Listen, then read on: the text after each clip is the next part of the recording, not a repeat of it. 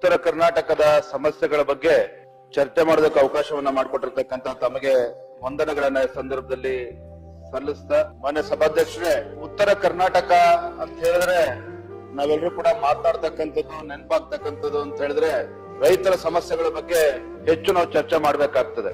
ಮತ್ತು ಈ ಭಾಗದಲ್ಲಿ ನೀರಾವರಿ ಯೋಜನೆಗಳಿಗೊಂದು ಶಾಶ್ವತವಾಗಿ ಪರಿಹಾರವನ್ನ ಕೊಡ್ತಕ್ಕಂಥದ್ದು, ಮತ್ತೆ ಉತ್ತರ ಕರ್ನಾಟಕದಲ್ಲಿ ವಿಶೇಷವಾಗಿ ಏನು ಯುವ ಜನತೆ ಉದ್ಯೋಗ ಅವಕಾಶದಿಂದ ವಂಚಿತರಾಗಿ ನೆರೆ ರಾಜ್ಯಗಳಿಗೆ ಗುಳೆ ಹೋಗ್ತಾ ಇರ್ತಕ್ಕಂಥದ್ದು, ಮತ್ತೆ ಏನು ಈ ಭಾಗದಲ್ಲಿ ಒಂದು ಮೂಲಭೂತ ಸೌಕರ್ಯಗಳು ಆ ಕೊರತೆಯನ್ನ ಈಡೇರಿಸತಕ್ಕಂಥದ್ದು. ಮಾನ್ಯ ಸಭಾಧ್ಯಕ್ಷ, ನಾನು ಕೂಡ ಗುಲ್ಬರ್ಗ, ರಾಯಚೂರು ಕಡೆ ಪ್ರವಾಸ ಹೋಗಿದ್ದೆ. ಸುಮಾರು 6 ರಿಂದ 7 ಲಕ್ಷ ಎಕರೆನಲ್ಲಿ ಆ ಭಾಗದ ರೈತರು ತೊಗರಿನ ಬೆಳೀತಾರೆ.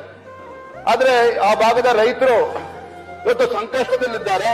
3 ಲಕ್ಷಕ್ಕೂ ಹೆಚ್ಚು ಎಕರೆನಲ್ಲಿ ರೈತರು ಬೆಳೆದಂತ ತೊಗರಿ ಸಂಪೂರ್ಣವಾಗಿ ರೋಗಕ್ಕೆ ತುತ್ತಾಗಿದ್ದು, ಸಂಪೂರ್ಣವಾಗಿ ನಾಶ ಆಗಿದೆ. ನಾನು ತಮ್ಮ ಮುಖೇನ ರಾಜ್ಯ ಸರ್ಕಾರಕ್ಕೆ, ಮುಖ್ಯಮಂತ್ರಿಗಳೇ, ಗೌರವದ ಸಚಿವರೆಲ್ಲ ನಾನು ವಿನಂತಿಯನ್ನು ಮಾಡ್ತೇನೆ. ಏನಿವತ್ತು ಬೆಳೆ ಸಂಪೂರ್ಣ ನಾಶ ಆಗಿದೆ, ಅಲ್ಲಿ ಅಧಿಕಾರಿಗಳು ಹೋಗಿ ಇವತ್ತು ಸರ್ವೆನೂ ಕೂಡ ಮಾಡಿಲ್ಲ.